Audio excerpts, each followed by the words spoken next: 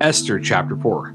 Then Mordecai perceived all that was done. Mordecai rent his clothes and put on sackcloth with ashes and went out into the midst of the city and cried with a loud and a bitter cry, and came even before the king's gate, for none might enter into the king's gate clothed with sackcloth.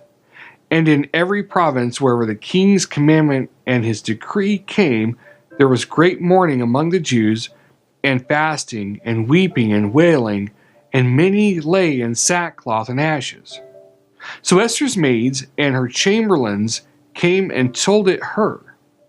Then was the queen exceedingly grieved, and she sent raiment to clothe Mordecai, and to take away his sackcloth from him, but he received it not.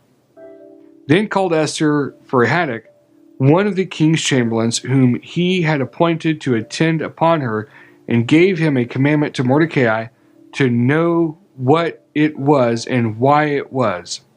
So Haddock went forth to Mordecai to the street of the city, which was before the king's gate, and Mordecai told him of all that had happened to him, and of the sum of the money that Haman had promised to pay to the king's treasuries for the Jews to destroy them. Also he gave him the copy of the writing of the decree that was given at Shushan to destroy them, to show it to Esther, and to declare it to her, and to charge her that she should go into the king to make supplication to him, and to make request before him for her people.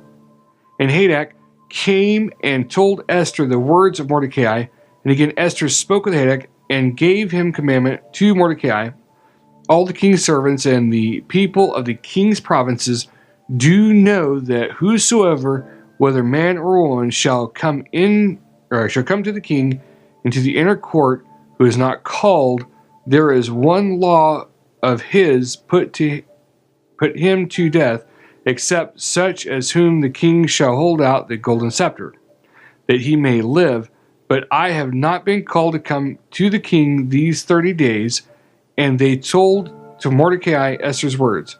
Then Mordecai commanded to answer Esther, think not with yourself that you shall escape in the king's house more than all the Jews.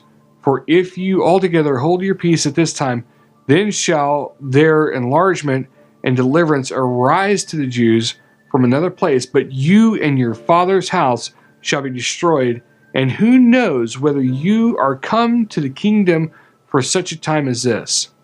Then Esther bid them return to Mordecai this answer, go gather together all the Jews that are present in Shushan, and fast you for me, and neither eat nor drink 3 days, night or day.